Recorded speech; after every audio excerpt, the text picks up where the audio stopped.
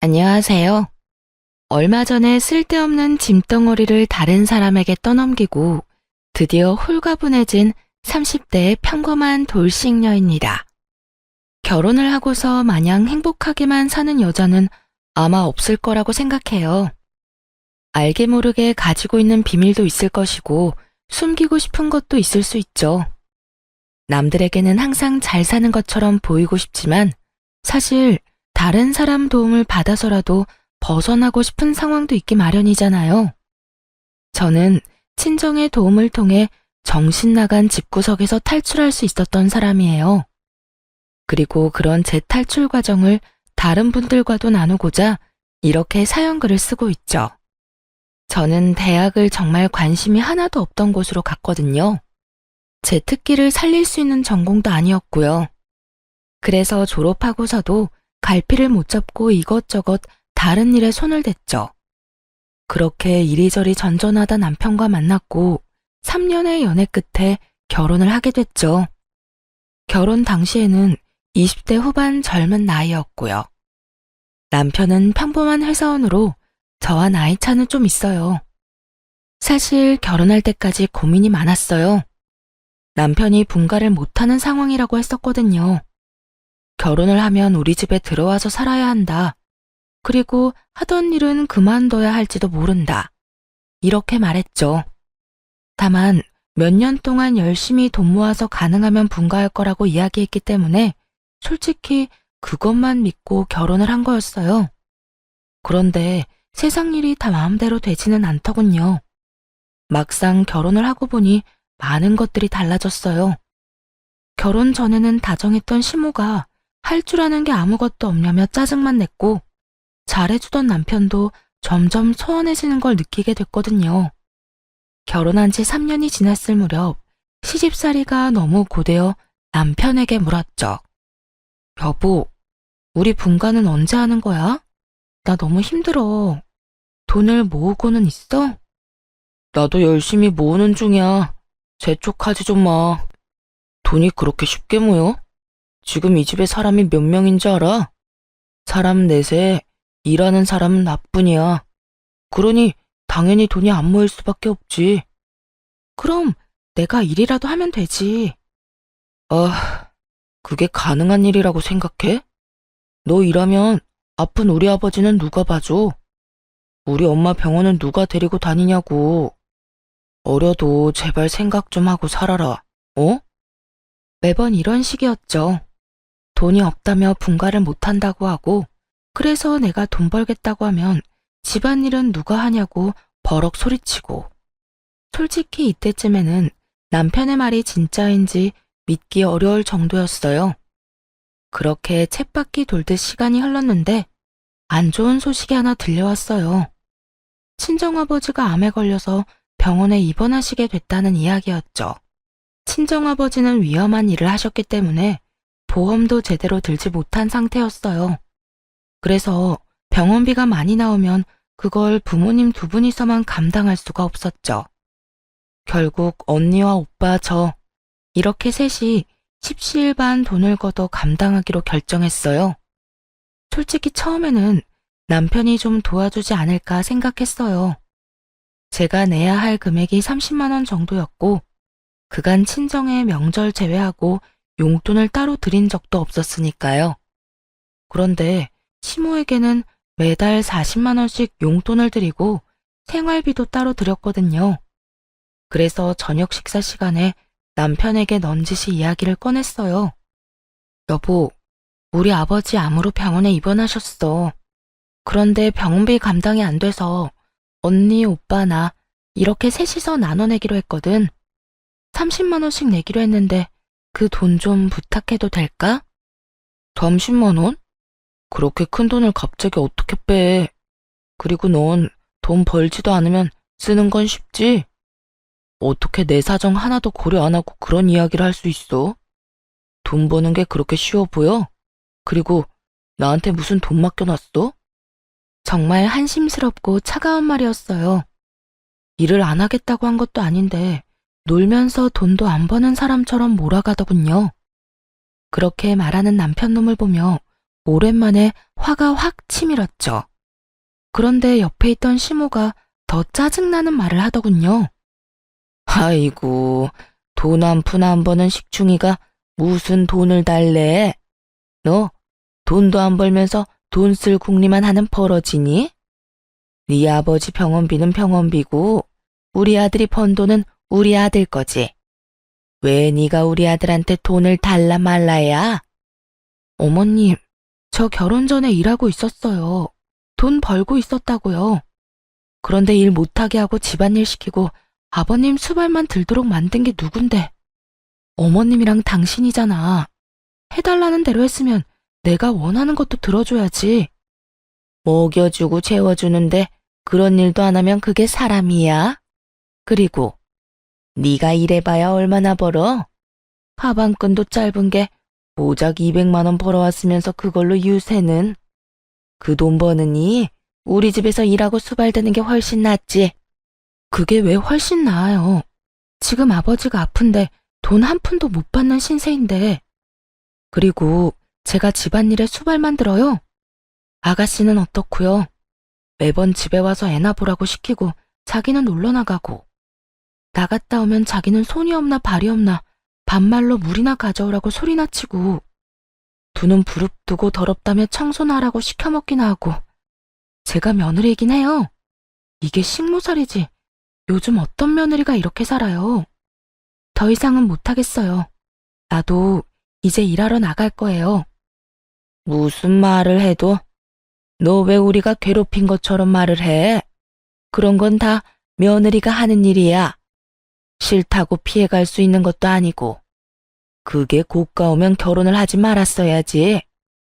요즘에 차라리 결혼하지 말 걸 절실히 후회하고 있거든요. 어쨌든 내일부터 일자리 알아보러 다닐 거니까 그렇게 알고 계세요. 처음으로 그 사람들에게 크게 반항하고 방으로 들어가 취업 준비부터 했어요. 동네 마트에서 캐셔를 하더라도 지금 이 현실보다는 더 낫겠다는 생각이 들었죠. 일했는데도 안 들어주면 강제로라도 일할 생각이었고요. 그때 남편이 들어오더니 코웃음을 치더군요. 내일부터 일자리 알아보러 다닌다고? 그게 그렇게 쉬운 것 같아? 돈 버는 게 쉬운 일 같냐고. 그리고 너 일하면서 집안일하는 게 얼마나 힘든지 모르지? 내가 너를 위해서 다 그렇게 하자고 한 건데 결국 고생길로 걸어 들어가는구나. 굳이 옆에서 이렇게 빈정대더라니까요. 어이가 없었어요. 저까지 일을 하면 당연히 집안일은 둘이서 같이 해야 하는 거죠. 마누라가 돈을 못 벌어서 아픈 장인어른 병원비 줄 돈도 아깝다고 했잖아요. 그러니까 직접 돈을 벌겠다는데 여전히 자기는 집안일을 안 하겠다는 뉘앙스로 완전히 남일 말하듯 이야기하는 걸 들으니 열불이 나더군요. 내가 일 시작하면 당신도 집안일 해야지. 왜 나만 해? 이제 나는 내 선에서 할 수 있는 만큼만 집안일 할 거야. 그리고 공부해서 돈 많이 버는 직장 들어갈 거라고. 다 늙어서 그게 되겠냐? 그리고 난 평생 부엌에 들어가 본 적도 없고 손에 물 묻힌 적도 없어. 그러니까 어차피 다 네 일이 될 거야. 혼자 알아서 잘해봐. 그러고는 태연스레 자기 할 일을 하더군요. 너무나 화가 나고 오기가 생겼어요. 어떻게든 남편 눈보다 더 돈을 잘 버는 직장에 들어가 떵떵거려야겠다고 생각했죠. 하지만 공부를 하려면 시간이 필요했고 학원에 다니려면 돈도 필요했어요. 물론 제게는 둘 다 없었고요. 게다가 그 다음날 학원을 알아보려고 나가려니 시모가 저를 붙잡더군요. 그러고는 아주 비웃으며 말했어요. 네가 할 줄 아는 게 뭐가 있어? 그럴 시간에 집안일이나 꼼꼼하게 해. 너 이렇게 선 넘는 것도 내가 봐주는 거야. 나 오늘 모임에 다녀올 동안 시아버지나 좀 봐드려라. 그러면서 후다닥 놀러 가버리고 또 어느 날은 신호와 함께 사라지고 그러더군요. 제가 아무리 직장을 가지고 싶다고는 하나 이렇게 아무것도 못하는 뇌졸중 환자를 홀로 둘 만큼 나쁜 인간은 아니거든요. 결국 시부 수발드느라 시간을 다 뺏기고 놀다가 늦게 들어온 시모 때문에 열받고 하루하루 그런 나날이 반복되었어요. 결국 이 답답함을 견디지 못하고 친정엄마에게 말했죠. 엄마, 공부하고 하고 싶은데 시댁에서는 도움을 하나도 안 줘. 나더러 네가 뭘 할 수 있겠냐고. 그럴 시간에 시아버지 수발이나 들라고 하는데 진짜 미치고 팔짝 뛰겠어. 게다가 더 열받는 건 시어머니가 매번 시아버지랑 나만 두고 집을 나간다는 거야. 내가 아무 데도 못 가게. 진짜 미치겠어. 에휴, 우리 딸, 네가 고생이 많다. 시집살이라는 게 그렇지. 나는 너 결혼하면서 그 집에 들어가 산다고 했을 때부터 느낌이 별로 안 좋았어. 한번 그렇게 살기 시작하면 분가가 쉽지 않거든. 그 상태가 편해지면 아무도 놓아주려고 하지 않을 테니까. 그러면 엄마가 좀 도와줄까? 네가 아무리 말해도 안 듣는다면 내가 사위한테 이야기하는 방법도 있지. 엄마가? 그렇게 해주면 나야 좋지. 그런데 어떻게 할 건데? 그런 대화를 나누고 그날 저녁 식사 시간에 남편에게로 전화가 왔어요. 발신이는 당연히 친정엄마였죠. 저는 아무것도 모르는 척하고 있었어요. 그래, 이서방, 나야. 다른 게 아니라 이번에 자네 장인이 병원에 입원했단 소식은 들었지? 네, 장모님. 들었습니다. 죄송합니다. 저희도 식구가 많은데 버는 돈은 한정적이라. 병원비는 드리기 어려울 것 같다고 와이프에게 말해두었어요. 자네 형님이랑 처형이 막내만 돈 못 낸 거에 대해 불만이 상당히 많아. 다들 힘든 처지에 그쪽만 유별나게 군다고. 그래서 내가 일을 하겠다고 했어.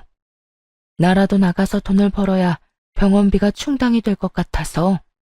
대신 내가 일하러 가면 자네 장인이 혼자 남게 되거든. 그러니까 그동안만이라도 우리 딸이 아버지 병수발 들도록 해줄 수 있겠나?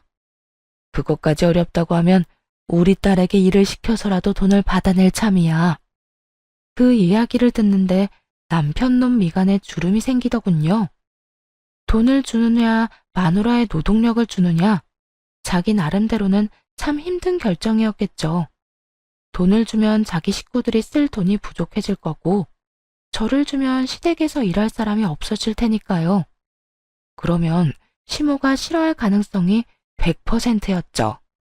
하지만 장모가 직접 전화를 해서 어쩔 수 없이 자기가 직접 일하러 가겠다고 하며 형님과 처형까지 들먹이니 남편도 답을 안 할 수는 없었어요. 그러면 일하시는 날짜부터 이 사람 보내겠습니다. 아휴, 고맙네. 안 그래도 남편만 두고 이 늙은 몸 이끌고 일하러 가는 게 부담스러웠는데 딸이라도 와서 간병해준다면 나도 마음 놓고 일할 수 있겠어. 그렇게 통화가 마무리되자 남편 놈이 인상을 팍 쓰고는 저한테 그러더군요. 장모님, 언제부터 일하러 가신대? 아마 내일 당장 가신다는 것 같던데. 그럼 내일부터 나 아버지가 입원해 계신 병원에 갈게. 아니, 네가 어딜 가? 너 여기서 네 시아버지 수발 들어야지. 우리 집안일도 해야 하고. 어머니, 당분간은 이 사람 집에 못 있어요. 장인어른이 입원해 계시는데 자식들이 병원비로 30만 원씩 걷자고 했나 봐요. 근데 와이프가 일을 안 하니까 저더러 달라고 했는데 못 준다고 했거든요.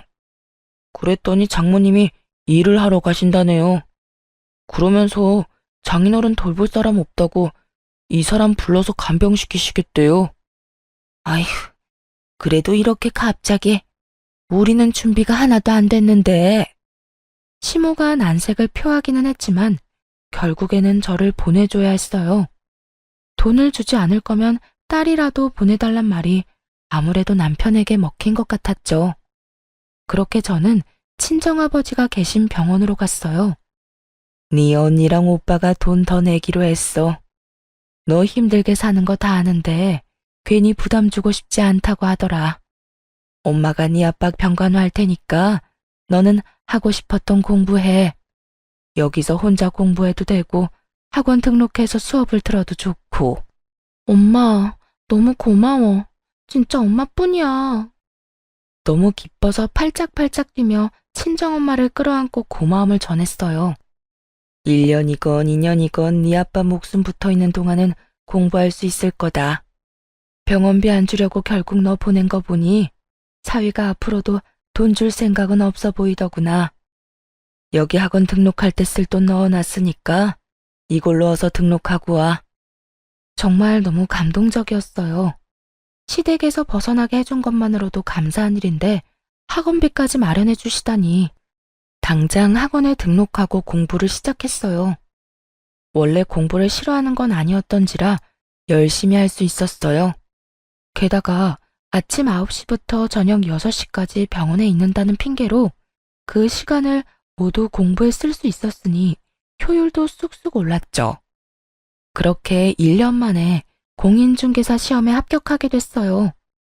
1차, 2차를 한 번에 합격하는 건 물론 쉽지 않은 일이었지만 남편과 시댁을 향한 분노와 오기로 그 어려운 시험을 통과할 수 있었죠. 그렇게 시험에 합격하고 나서 남편과 시모에게 전했어요. 아버지 병간호하며 틈틈이 공부해서 합격했어. 나 공인중개사로 일할 수 있거든. 이제 취업할 생각이야. 미쳤어? 왜 쓸데없는 짓을 하고 그래? 돈 버는 것보다 집안일이 더 중요하다고 했잖아. 너 설마 이러려고 장인어른 병간호하겠다고 했던 거야? 지금 내 인생에 돈 버는 것보다 중요한 건 없어. 우리 아빠 아플 때 나한테 일도 안 한다고 하면서 돈 한 푼 안 준 사람이 누군데? 당신이 내 상황이었어도 그런 식으로 이야기했을까? 나는 그 이야기 들을 때 정말 더럽고 치사하다고만 생각했거든? 아, 시집와서 돈도 못 벌면 친정에 도움도 제대로 못 주겠구나. 그 생각하면서 오기로 시험에 합격한 거라고. 나도 이제 내 돈 벌어서 친정에 당당히 도움 줄 거야. 그럼 아픈 우리 아버지는 누가 돌봐? 당신이 보면 되겠네. 무려 4년 넘게 내가 수발들었어. 당신 아버지가 아픈 건 당신이 알아서 할 일이지. 직접 못하겠으면 돈으로 사람 사서 쓰든가. 당신 그런 쪽으로 계산 잘하잖아. 아냐? 그리고 이제 난 내 아버지만 건사할 생각이라 당신 아버지한테 신경 쓸 틈이 없어. 와, 이게 네 진심이었어? 너 진짜 불효라는 게 뭔지 잘 알려주는 사람이네. 네 아버지만 소중하고 내 아버지는 소중하지 않다.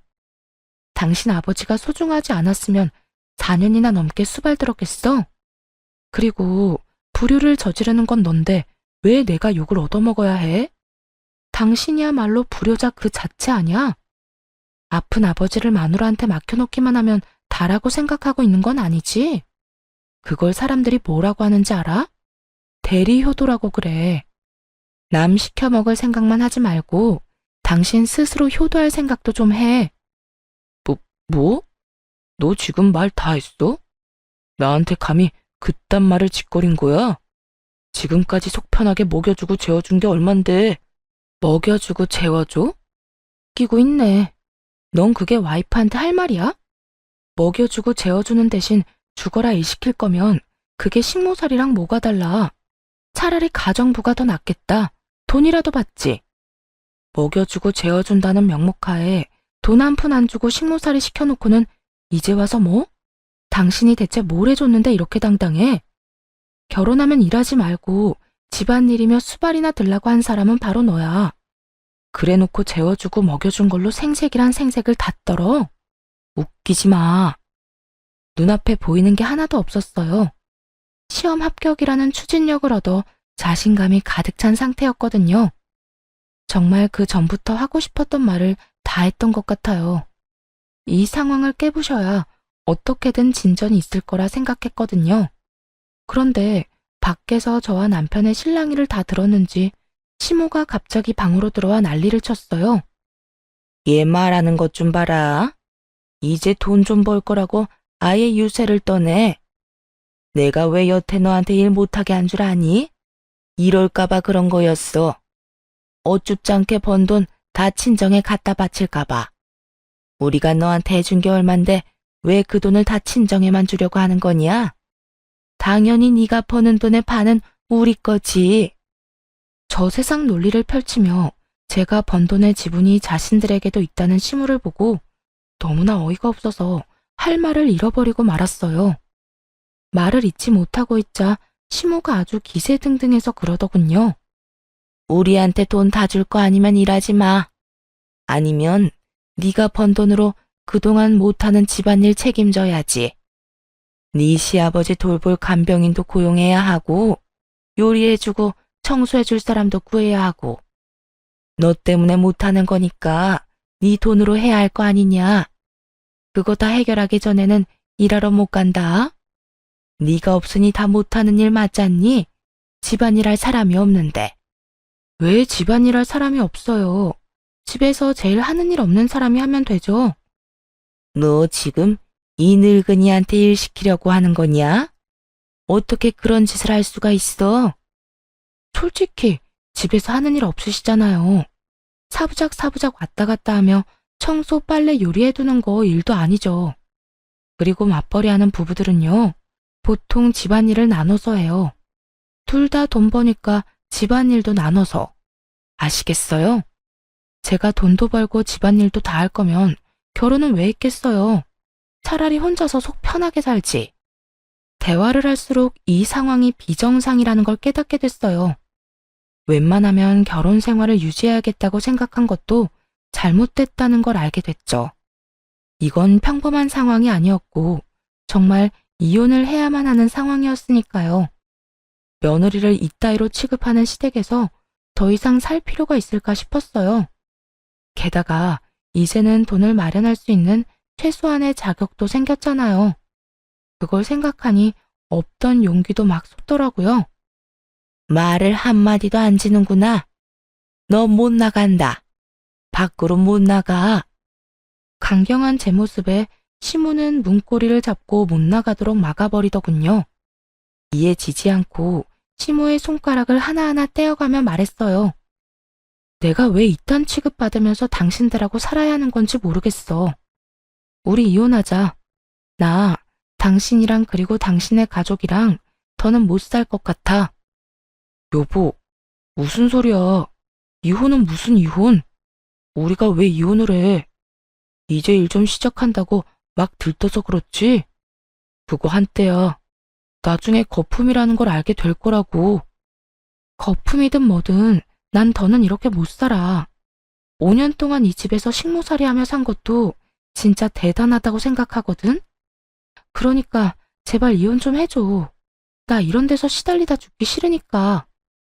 그렇게 소리를 빽 지르고 친정으로 와버렸어요.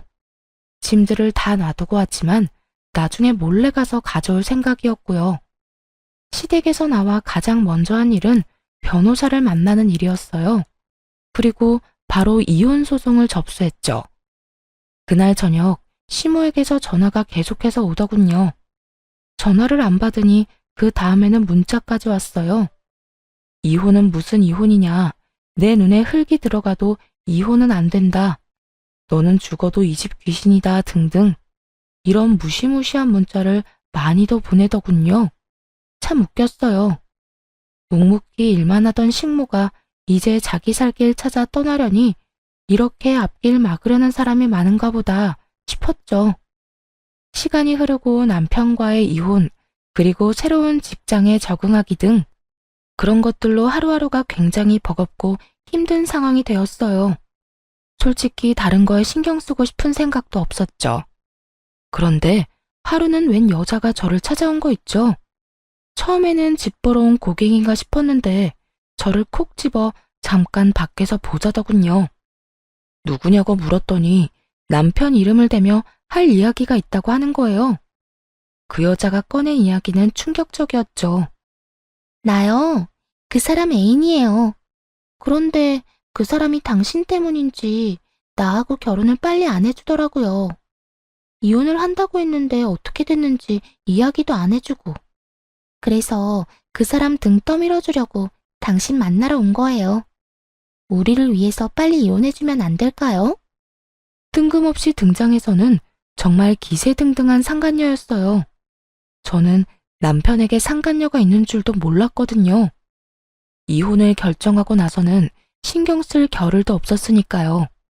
그 전에는 시험 공부 때문에 바빠서 눈치도 못 챘고요.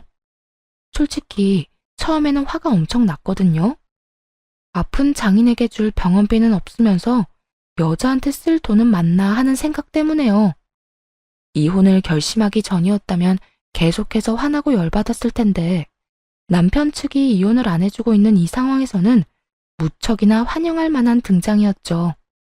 솔직하게 말해서 제 입장에서는 막을 이유가 전혀 없잖아요. 나 대신 그 지옥불에 스스로 들어가겠다는 용감한 여인을 말이에요. 누가 봐도 제가 그 사람이랑 더 잘 어울려요. 그리고 그 사람이 저한테 쓴 돈도 어마어마하고요. 저는 사랑하지 않으면 그렇게 못한다고 생각하거든요. 남편의 어디가 좋아서 결혼하려고 하시는 건지 물어봐도 되나요? 우선은 돈을 잘 벌잖아요. 그리고 저한테 잘 쓰기도 하고. 무엇보다 잘해주니까 여자로서 마음이 혹할 수밖에 없죠. 그거면 끝 아닌가? 듣자 하니 와이프한테는 돈도 잘 안 쓰고 잘해주지도 않는다고 하던데. 솔직히 그러니까 지금 그런 꼴로 다니시는 거겠죠. 저는 그 사람이 명품 가방도 선물해주거든요. 상간녀가 들고 있는 가방은 정말 몇백만 원짜리 명품 가방이었어요. 그걸 보고도 화가 나기는커녕 도리어 차분해졌죠. 그래, 이 사람한테 모든 걸 넘기자. 사실 그 생각만 들었거든요. 좋네요. 그럼 그쪽이 그 사람 가지세요. 저는 딱히 이제 필요 없거든요. 저한테는 돈 쓰기 싫어하는데 당신한테는 잘만 쓴다니 다행이네요. 그런데 대신 이거 하나는 알아둬요. 난 당신한테도 위자료 받을 거예요. 상간녀 위자료 청구 소송 알죠? 그 사람이 유부남인 거 알고 당신이 먼저 찾아와서 이혼해달라고 말했으니까요. 나는 이제 더 이상 그 사람하고의 관계에서 손해보는 짓은 안 하고 싶거든요. 뭐, 맘대로 해요. 어차피 그 위자료도 그 사람이 내줄 거니까. 난 이렇게 해도 저렇게 해도 상관없어요. 자신만만한 상간녀 모습을 보며 너무 웃겼죠. 자기가 가려는 길이 가시밭길인 걸 알고 있는 걸까요? 아니, 알았다면 찾아와서 이런 좋은 제안을 하진 않았겠죠. 서로 헤어지기 전에 마지막으로 물었어요. 그거 말고 저한테 할 말 있어요? 그 사람 월급이 얼마 정도인지 알아요? 그건 왜요? 당신한테는 돈 많이 쓴다면서요. 그럼 많이 벌겠지. 나한테 한 달에 100만 원씩 꼬박꼬박 주긴 했거든요. 그런데 월급이 얼만지는 절대 이야기를 안 해주더라고요. 그러니까 궁금하잖아요. 얼마나 벌길래 내 연유한테 그만큼이나 돈을 주나 싶고. 설레발치며 김치국 마시는 상간녀를 보고 속으로 남편에게 욕을 한바탕 했어요. 남편이 자기 월급은 300만 원밖에 안 된다고 했었거든요. 시댁에서 쓰는 돈의 규모를 보면 실제로도 딱 300만 원 정도 쓰고 있었고요. 그런데 알고 보니 실제 월급이 400만 원인 거잖아요. 저와 시모에게까지 월급을 줄여서 이야기한 거더군요. 솔직히 화내고 싶었지만 이제 앞으로는 볼 일 없는 인간이니 그냥 혼자서만 알고 있으려 했어요. 화나는 것과 별개로 상간녀와의 만남은 매우 유익한 시간이었어요. 그때 나눈 대화 덕분에 수월하게 이혼할 수 있었거든요.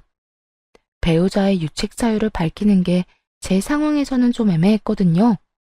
법적으로 따지니 괴롭힘의 증거가 부족해서 좀 걱정스러웠는데 이렇게 떡하니 외도한다는 사실을 알려주는 사람이 나타나서 다행이었죠. 당연히 저한테 더 좋은 쪽으로 판결이 났고요. 결국 위자료의 재산 분할까지 살뜰하게 챙길 수 있는 건 다 챙겨서 이혼했어요. 그리고 상간녀 소송까지 진행해서 그 위자료도 빠짐없이 청구했죠.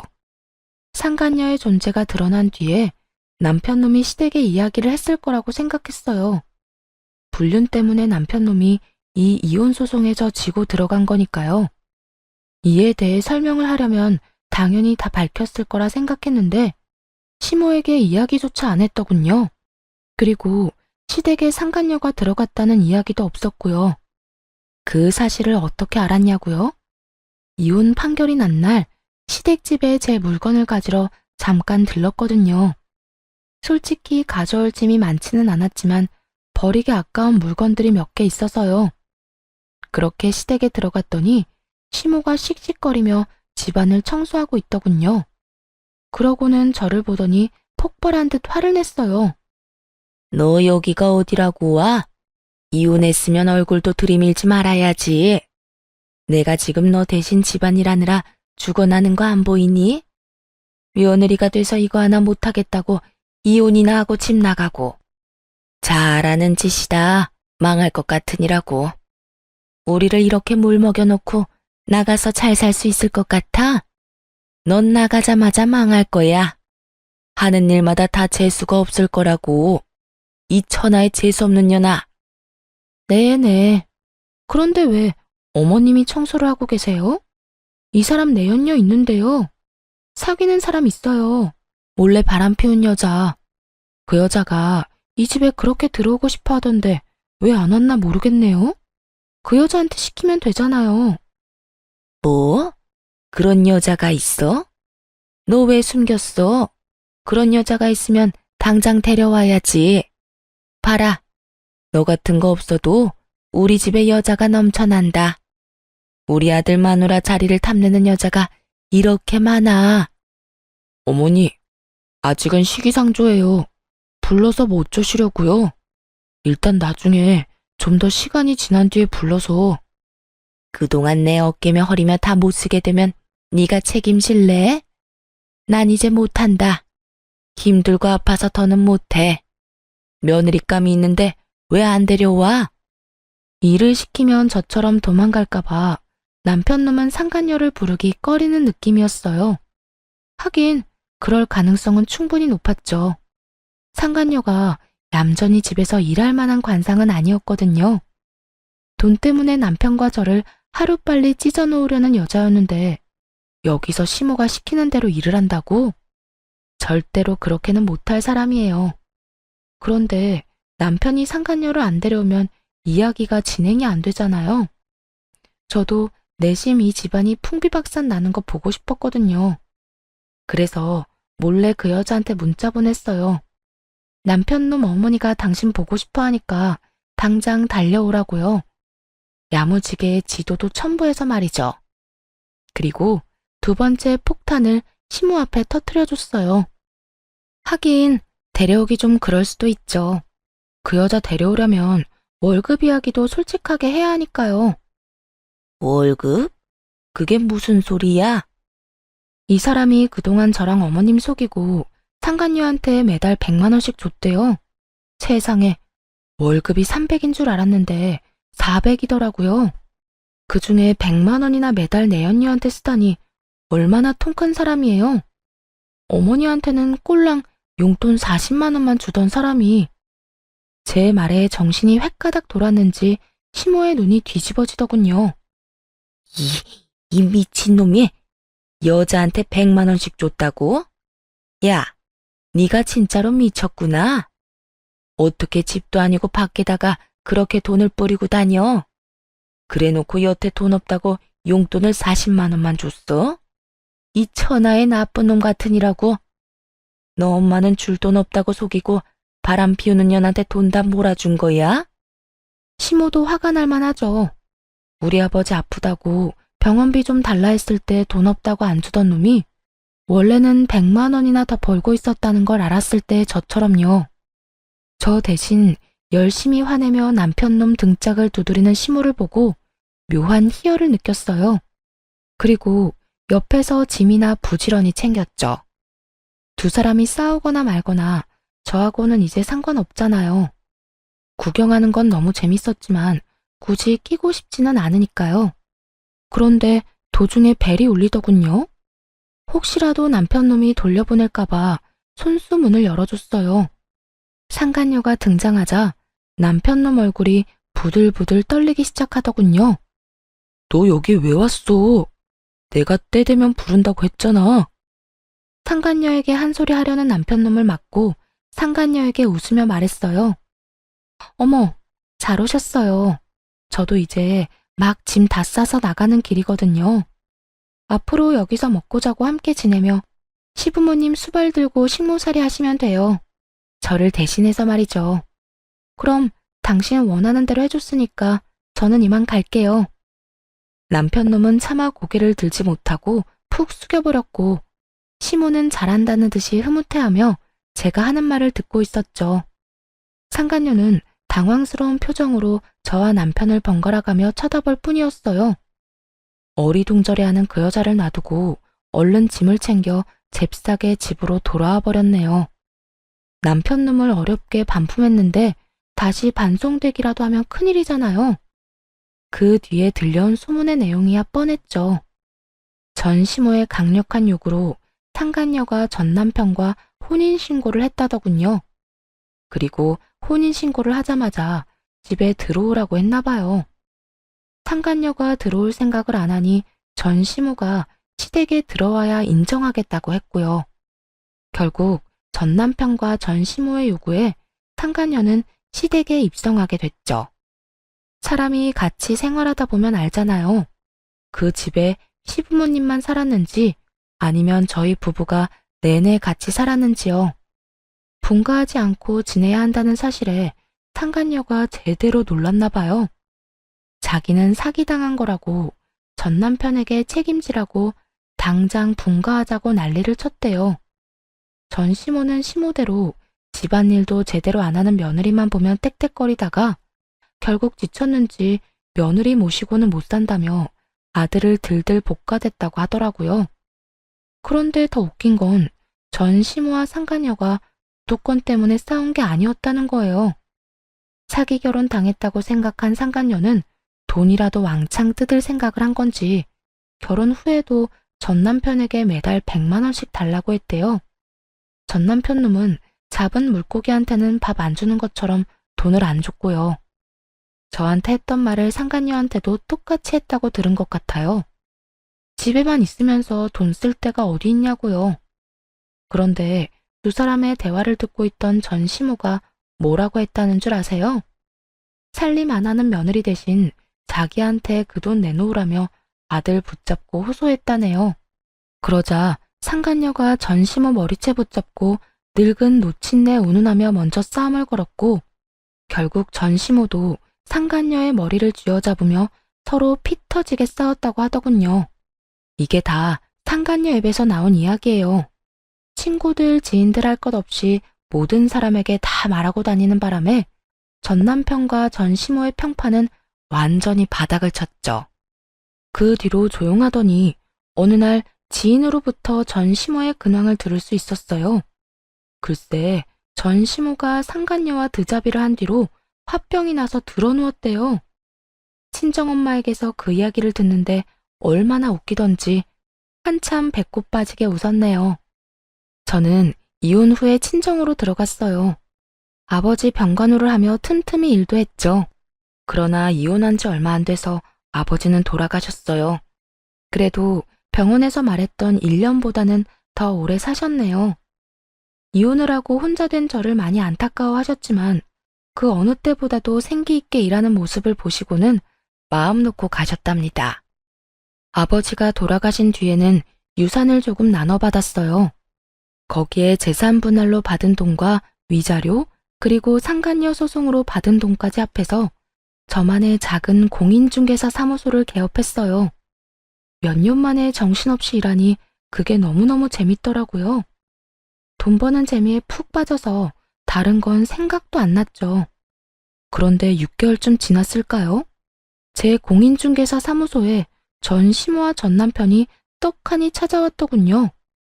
무슨 행패를 부리려 여기까지 왔나 싶어 신경이 곤두섰어요. 그러니 말이 곱게 나갈 수가 없었죠. 무슨 일로 찾아오셨어요? 여보. 전 남편 놈이 어이없게도 저를 여보라고 부르더군요. 상간녀랑 혼인신고했다는 사실을 다 알고 있는데도 말이죠. 죄송하지만 저한테는 남편이 없는데요. 얼마 전에 이혼했거든요. 미안해. 길게 할 말이 있는데 시간 괜찮아? 예약 손님 곧 오실 거니까 짧게 이야기해주세요, 짧게. 갑자기 분위기를 잡으려는 전 남편의 말을 끊으며 최대한 짧게 말하라고 했어요. 길게 말하고 싶은 마음도 없었지만 일터에서 언성 높이고 싸우고 싶진 않았거든요. 그러는 순간 새 가게에 때가 묻은 기분이 들 것 같아서요. 저기, 제발 우리 집으로 다시 돌아와주면 안 될까? 당신이 하는 거 뭐든지 다 허락해주고 일하는 것도 막지 않을게. 그냥 집에 다시 돌아오기만 하면 돼. 정말 다른 건 바라는 거 하나도 없어. 당신 하자는 대로 다 할 수 있어. 아니, 갑자기 찾아와서 무슨 헛소리야? 여보세요. 우리 6개월 전에 이혼했어요. 아직 이혼 서류에 잉크도 다 안 말랐는데 갑자기 도대체 이게 무슨 짓이야. 혼자 잘 살고 있는 사람한테 갑자기 찾아와서. 당신이 없으니까 집이 잘 안 돌아가. 우리 집 지금 완전 엉망이야. 당신이 있었을 때가 제일 완벽했던 것 같아. 너무 어이가 없었어요. 저 하나 없다고 그 집이 안 돌아갈 리가 있나요? 그저 돈 쓰기 싫으니까 일이 다 막힌 거겠죠. 그 집에는 지금 공짜로 일해줄 사람이 없었나 봐요. 식모가 필요하면 돈을 주고 식모를 고용해. 왜 잘 사는 사람한테 와서 이딴 헛소리를 하는데? 난 당신하고 이렇게 노닥거릴 시간도 없는 사람이야. 아니면 당신 상간녀한테 시키든가. 혼인신고한 거 아니었어? 그 여자가 당신이랑 결혼한다고 하던데? 당신하고 살고 싶어서 나 찾아와서 이혼해달라고 한 그 여자한테 부탁하면 되지. 무상으로 집안일하고 시부 병수발 들어달라고. 그런데 대답한 건 전 남편이 아니었어요. 바로 전 시모였죠. 가만히 옆에서 듣고 있다가 상간녀 이야기가 나오자마자 버럭하더군요. 그 썩을 년 이야기 꺼내지도 마라. 그녀는 우리 집 돈 보고 들어온 거야. 분가해달라고 그 난리를 치는 통에 돈 모아서 분가해주겠다고 약속했는데 그 잠깐을 못 참고 도망갔지 뭐냐. 그런데 이 망할 년이 그냥 나간 것도 아니야. 내가 우리 윗대 어르신들한테 물려받은 폐물을 싹 다 가지고 도망갔더라. 게다가 그 폐물 들어있던 함 위에 뭐라고 적어놨는지 알아? 위자료. 이렇게 적혀있는데 그거 보는 순간 눈앞이 어찌나 노래지던지. 세상에, 그게 어떤 물건인데? 그날 졸도할 뻔한 걸 생각하면 지금도 정신이 아찔할 정도야. 폐물 훔쳐가면서 위자료라니 너무 웃겼어요. 제 생각에 왠지 그건 상간녀가 제게 보내준 위자료일 것 같았어요. 웬일인지 전 남편 이름이 아닌 상간녀 이름으로 보냈더라고요. 그 돈을 주고 나서 너무 아까웠던 모양이죠. 아니면 전 남편이 줄 거라고 생각했는데 안 줘서 냅다 그걸 들고 튄 걸 수도 있고요. 어머니는 왜 이 사람한테 그런 이야기를 해요? 창피했는지 전 남편이 제 눈치를 보며 그렇게 말하자 전 시모가 급발진하며 소리치더군요. 조강지 쳐버리고 잘 되는 놈 하나 못 봤어. 이게 다 바람 피운 네 탓이지. 아니, 아내가 이렇게 잘 될 줄 알았으면 이혼을 하지 말았어야지. 이혼할 건수조차 주지 말았어야지. 괜히 상간녀랑 바람 피운다고 헛짓거리하는 바람에 결국은 봐라. 재산 분할만 실컷 해주고 위자료까지 뜯겼지. 그것만이면 다행이게. 네가 어디서 되먹지도 못한 년 데려와서 이렇게 된 거 아니야? 일 잘하는 와이프 내보내고 미친년을 집안에 들였잖아. 네가 장인 병원비 30만 원만 안 아꼈어도 이럴 일 없었어. 으이그 등신 같은 놈. 저것도 자식이라고 내가 미역국은 왜 처먹었는지. 일 잘하던 식모 겸 며느리를 잃은 전 시모의 분노는 대단했어요. 그렇지만 아직도 모르는 게 하나 있더군요. 우리 부부는 언젠가는 깨질 사이였다는 거요. 일방적으로 한쪽만 착취당하는데 지속된다는 게 더 웃긴 거잖아요. 제가 언제까지 참을 거라고 생각했는지는 모르겠는데 아마 몇 달도 안 돼 폐물 들고 도망간 상간녀보다는 월등히 나아 보였나 보죠. 그러자 전 남편 놈도 화가 나는지 자기 엄마에게 큰 소리를 치더군요. 와이프를 식모처럼 부렸던 사람은 어머니잖아요. 사람 무시하고 모멸감까지 줬으면서 왜 저한테 책임 전가하시는데요? 그리고 그 여자 일도 그래요. 처음에 부르지 말자고 했잖아요. 시간을 들이자고. 그런데 뭐가 그렇게 급했는지 조금도 못 참고 불러들여서는 결국 보세요. 여자가 놀라서 도망갔잖아요. 요즘 세상에 시부모 수발 들면서 함께 사는 여자가 어딨어요? 저를 좋아해서 결혼해서 다 나가 떨어질 판이라고요. 하라고 하는 대로만 했으면 다 잘 풀렸을 텐데 어머니가 죄다 망친 거예요. 그리고 어머니가 집안일도 안 하겠다, 수발도 안 들겠다, 그러는 바람에 아버지 요양병원비며 생활비며 돈이 두세 배로 나가고 있다고요. 그런데 하는 것도 없는 주제 맨날 돈이나 달라고 하고. 양심이라는 게 있긴 해요? 두 사람이 싸우는 걸 듣는데 제 머리가 다 어질어질하더군요. 그래서 둘의 목소리가 더 커지기 전에 끼어들었어요. 남의 사업장에서 이러지 마시고 싸우시려면 밖에 나가서 싸우세요. 그리고 나간 김에 좀 꺼져 주시고요. 남 탓은 대체 왜 하시는 거예요? 둘 다 똑같이 잘못한 건 사실이잖아요. 당신은 우선 바람을 피우면 안 됐고, 우리 아버지 아플 때 조금이라도 돈을 썼다면 내가 이혼할 생각도 안 했겠지. 그리고 어머님도 마찬가지예요. 사람을 식모처럼 굴리더니 이제야 군말 없이 일해주던 며느리가 그리워졌나 본데 이미 버스 떠나도 한참 전에 떠났어요. 저는 사과받고 싶은 생각도 없고 그 지옥에 다시 돌아갈 생각은 추호도 없어요. 그러니까 그쪽 집안 문제들은 당신들이 알아서 하고 저하고 연결 짓지 마세요. 저요, 지금 이렇게 두 분하고 아무런 관련 없이 사는 것만으로도 행복하거든요. 여보, 나 아무렇게나 하는 말 아니야. 당신이랑 진짜 다시 잘해보고 싶어서 찾아온 거야. 어머니도 나랑 같은 마음이고. 우리 두 사람 다 당신한테 잘못한 거 잘 알아. 그러니까 이렇게 사과하고 용서받고자 하는 거야. 그래, 얘. 너만한 며느리도 없더라. 내가 그간 너무 몰라봤어. 돌아오면 진짜 뭐든 다 해주마, 응? 돌아갈 생각 조금도 없다고 말했잖아요. 영업방해로 신고하기 전에 당장 꺼지세요. 그리고 앞으로 집 팔 때나 집 살 때 제외하고는 여기 들르지 마시고요. 뭐 그럴 때도 웬만하면 다른 업장 이용해줬으면 좋겠네요. 그럼 안녕히 가세요. 다시 볼 일 없길 바랍니다. 그렇게 말하며 밀어냈더니 결국은 찍소리도 못하고 나가버리더군요. 그 인간들 하는 짓 보니 웃기지도 않았어요. 있을 때는 소중한 줄도 모르고 막대하다가 결국 다른 사람한테 뒤통수 얻어맞고 뒤늦게 찾아와 용서를 구하는 꼴이라니. 다시 저를 찾은 것도 순수한 의도는 아니었을 거예요. 혼자서 나름대로 돈도 잘 벌고 있는 것 같고 잘 구슬리면 예전처럼 일해줄 거라는 그릇된 믿음이 있었기에 온 거였겠죠. 하지만 이제는 예전의 제가 아니잖아요. 그때는 아무것도 모르고 하라는 대로 했지만 지금은 전혀 다르거든요. 저도 제 가치를 알고 제 인생을 위해 당당하게 주장하는 사람이 되었으니까요. 저를 찾아왔다 간 후에도 전 시모와 전 남편이 제정신 못 차리고 또 싸워서 동네 주민들 민원으로 경찰까지 출동했다고 하더군요. 죽이 척척 잘 맞던 모자가 결국에는 앙숙이 되어버렸으니 조만간 그들이 살던 집이 매물로 나올 것 같다는 생각이 들었어요. 얼굴만 마주쳐도 싸울 텐데 계속 한 집에서 같이 살 수는 없을 테니까요. 이렇게 해서 그들과의 인연은 끝이 났네요. 저의 탈출도 정말 다행히 성공적으로 끝이 났고요. 저 사람들 틈바구니에 있었다간 제 몸이 남아나지 않았을 거예요.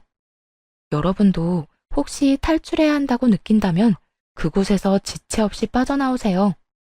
당시에 힘들기는 했지만 지금은 행복해서 웃고 있으니까요. 제 사연글 재미있게 읽어주셨으면 좋겠네요. 모두 오늘 하루도 즐겁고 행복하게 보내세요.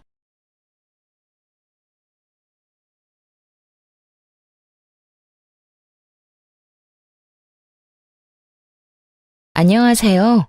경기도에 살고 있는 애청자입니다. 이혼을 한 지 꽤 오랜 시간이 지났는데도 결혼 생활과 이혼을 결심하게 된 그 상황을 떠올리면 지금까지도 화가 납니다. 도대체 어떤 인간과 어떻게 이혼까지 하게 되었는지 저의 분노의 이혼 이야기 한번 들어보실래요? 저와 남편은 소개팅으로 처음 만나 연애를 하고 결혼한 남들과 다를 바가 없는 평범한 부부였어요. 남편은 자신의 가족들뿐만 아니라 제 주변 사람들에게도 다정하고 잘해줬죠. 무엇보다 자신의 가족에게 잘하는 남편의 모습이 참 보기 좋더라고요. 만약 그와 결혼을 하게 된다면 저 역시 가족이 될 텐데, 그렇다면 저도 저렇게 잘 챙기겠지 하는 생각이 들기도 했고요. 그렇게 2년의 연애 끝에 남편과 결혼을 하게 되었고, 생각했던 대로 남편은 저를 많이 사랑해 주었고 배려도 잘해 주더라고요. 어느 정도였냐면 시댁 식구들과의 식사 자리에 혼자 다녀오곤 했고, 시댁에 일이 있을 때도 혼자 갔다가 왔어요. 행여나 제가 불편해할까 싶어서요. 시누이를 만날 때에도 마찬가지였어요. 시누이와 간단히 식사를 함께 할 때도 아무 말도 하지 않고 혼자 만나러 가더군요. 여보, 주말인데 말도 없이 어딜 갔다 오는 거야? 전화해도 받지도 않고 도대체 언제 나간 거야? 아까 당신 씻을 때 나갔지. 전화는 오는지도 몰랐어. 다른 게 아니라 우리 식구들이랑 점심 먹고 왔어. 어? 그러면 같이 가자 그러지. 아버님, 어머님이 별 말씀 안 하셔? 아가씨는? 아가씨도 왔어? 다 같이 먹었지. 우리 아빠 엄마도 별말 안 했어. 오히려 당신 불편할 수도 있으니까 혼자 나오라고 했어요. 우리는 별일 없어도 다 같이 모여서 자주 밥 먹으니까 그러려니 하지만 당신은 시댁 식구들이랑 만나는 게 불편할 수도 있다고 말이야. 아, 그래? 나 안 불편한데. 다음부턴 나한테 말이라도 해줘. 알겠지? 알겠어. 처음엔 그런 남편의 배려가 참 좋았어요. 고맙기도 했고요. 사실 그렇잖아요. 아무리 사이가 좋다고 해도 시댁 식구들은 어려울 수밖에 없는데, 남편이 다 다녀오고 시댁도 별말하지 않으니 고마운 마음이 생길 수밖에 없었죠. 꼭 참석해야 할 자리가 아니었기에 남편이 앞서 배려해주는 거라 생각했으니까요. 덕분에 몸뿐 아니라 마음까지도 편했고요. 그런데 참 웃기죠? 시간이 지나니 생각이 점점 변하더라고요. 전 그들의 가족이 아니라 그저 남편과 같이 사는 사람일 뿐이라는 느낌을 받았어요. 사이가 워낙 좋은 시댁 식구들은 꽤 자주 모였거든요. 많게는 일주일에 한 번, 적게는 2주일에 한 번. 밖에서 잠시 만나 점심을 사 먹는 것 정도는 저를 위한 배려라고 생각했는데, 집안의 크고 작은 경조사를 저만 쏙 빼놓고 치르는 걸 보며 이건 아니다 싶더군요. 심지어 남편은 그때마다 말을 얼버무리며 행선지조차 제대로 밝히지 않았고요. 여보, 오늘 결혼식장에 다녀왔어? 그걸 어떻게 알았어? 어떻게 알긴, 아가씨가 카톡에 사진을 올려놨으니까 알았지. 아버님, 어머님, 아가씨, 당신, 웨딩드레스 입은 당신 사촌동생이 같이 찍었던데? 아니, 나한테 왜 말 안 했어? 그런 일이 있으면 당연히 말을 했어야지. 아침에 내가 어디 가냐고 물었을 땐 회사에 일이 있어서 나가는 거라고 했잖아. 그게 말하려고 했는데 당신 피곤해 보이길래 그냥 나만 간 거야. 아무래도 어려운 시댁 식구들이 다 모이는 자리인데 괜히 피곤한 당신 데리고 가기가 미안해서 말 꺼내기가 좀 그렇더라고. 내가? 내가 피곤해 보였다고? 나 요즘 잠도 잘 자고 밥도 잘 먹어서 보기 좋다고 말한 사람이 바로 당신이야. 그런데 내가 피곤해 보였다고? 아, 내가 그랬었지? 미안해. 그런데 정말 당신이 그런 자리에 가서 괜히 스트레스 받을까 봐 그랬어. 그러니까 너무 기분 상하지 마. 응? 작은 어머님께도 잘 말씀드렸으니까 걱정하지 말고. 집안 어른들께서도 불편하면 이런 자리에 굳이 참석 안 해도 된다고 하셨어. 아무리 그래도 이건 좀 아닌 것 같아. 앞으로 이런 집안 행사가 있으면 나한테 먼저 말을 해줬으면 좋겠어. 갈지 안 갈지는 내가 판단할 거야. 그리고 행여 불편하더라도 나도 당신 가족인데 그런 자리에 당연히 참석해야지. 알겠어. 미안해. 누군가는 팔자 좋은 배부른 소리라고 시댁 행사에 참석하지 않으면 좋을 거라 생각하는 분이 계실지 모르겠어요. 그런데 중요한 행사에까지 저를 완전히 배제하는 일이 계속되다 보니 이건 아니라는 생각이 들며 불만이 쌓이더라고요. 그리고 참석을 할지 안 할지는 저의 선택인 거잖아요. 그래서 결국 남편에게 집안 행사에 대해 꼭 미리 말해달라고 했고, 남편은 진심으로 미안해하며 앞으로는 이런 일이 없도록 하겠다고 약속을 하더군요. 하지만 그 약속은 지켜지지 않았고, 얼마 지나지 않아 또 같은 일이 일어났습니다. 그날은 평일이었어요. 저는 집에서 온라인으로 사업을 하고 있었고, 남편은 회사 생활을 하고 있었는데, 남편이 출근 준비를 하지 않고 소파에 앉아 휴대전화만 들여다보고 있더라고요. 여보, 출근 준비 안 해? 얼른 준비하고 아침 먹고 가야 할 거 아니야. 어, 오늘 연차 냈어. 아침은 내가 알아서 먹을 테니까 신경 쓰지 말고 일해. 어? 연차? 왜? 무슨 일 있어? 어디 아파? 아니, 아무 일 없고 몸도 괜찮아. 그냥 하루 쉬기로 했어. 그러니까 난 신경 쓰지 말고 당신은 얼른 작은 방으로 출근이나 하세요. 그러고는 남편은 더는 말을 하기 싫다는 듯 저의 등을 떠밀었어요. 남편의 행동이 이상하긴 했지만 그저 피곤한가 보다 했죠. 어쩔 수 없이 집의 주 작업 공간인 작은 방으로 들어가 일하기 시작했어요. 그런데 일을 처리하다 보니 현관문이 닫히는 소리가 들리더라고요. 거실로 나가보니 남편이 온다 간다 말도 없이 사라진 거 있죠? 그래서 남편에게 전화를 걸었는데 받지도 않더라고요. 그 뒤로도 몇 번 더 전화를 걸어봤지만 계속해서 받지 않았고요. 휴대전화가 없었으니 가져간 것이 분명한데 전화를 받지 않아 걱정이 되다가도 왜 말도 없이 사라진 건지 몰라 화도 나더군요. 평소 전화 하나만큼은 잘 받던 남편이었기에 기분이 온종일 널뛰기를 했죠. 그러던 중에 날은 어두워졌고 저녁 7시가 다 되어서야 남편이 집으로 오더군요. 하루 종일 연락조차 되지 않던 사람이 웬 정장 차림으로 말이에요. 여보, 왜 전화를 안 받아? 걱정했잖아. 도대체 어딜 다녀온 거야? 오늘 할아버지 산소 다녀왔어. 매년 이맘때쯤 다녀오는데 엄마가 오늘 가는 게 어떻겠냐고 며칠 전에 그러더라고. 그래서 오늘 하루 쉬고 다녀왔지. 남편은 왜 연락을 안 받았는지에 대한 변명은 전혀 하지도 않고 무미건조하게 할아버지 산소에 다녀왔다며 소파에 앉더군요. 참 황당하기도 하고 화가 치솟아 오르기도 했어요. 남도 아니고 남편의 할아버지잖아요. 생전에 할아버님께서 남편을 너무나도 예뻐해 주셨다는 말을 많이 들었던 터라 산소에 갈 일이 있다면 꼭 데리고 가달라고 몇 번이고 말했었거든요. 그런데도 대수롭지 않게 말하는 남편의 반응에 더욱 화가 나는 상황이었죠. 거기에다 불과 며칠 전 이런 집안일이 있다면 먼저 말하겠다고 약속까지 했잖아요. 그랬던 사람이 아무런 약속도 한 적 없다는 듯 태연하게 구니 당연히 화가 나고도 남는 상황이었죠.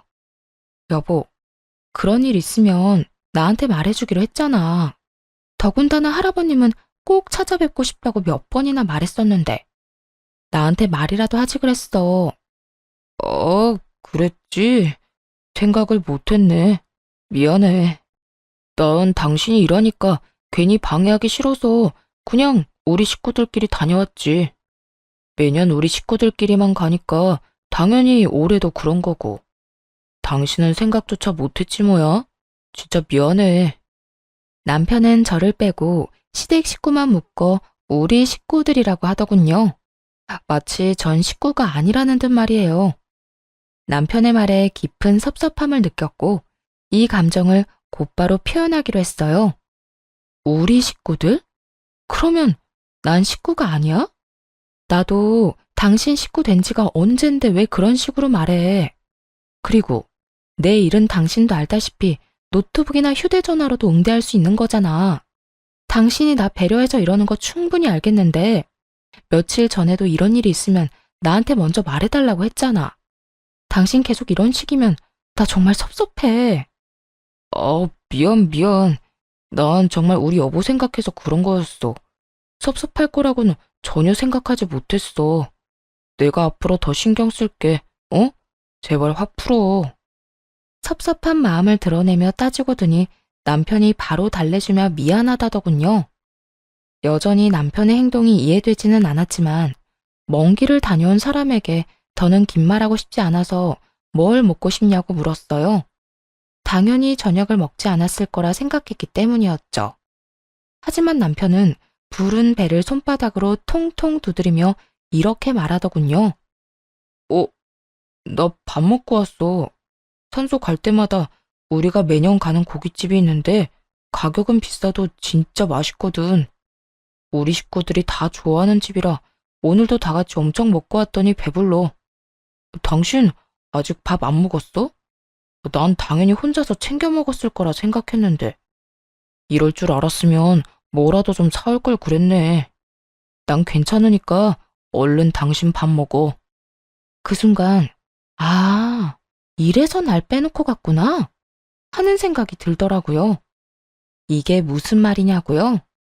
남편의 엄마, 그러니까 시모가 특별히 시집살이는 시키지 않았지만 유독 먹는 것이나 좋은 것 등을 주는 걸 참 아까워했거든요.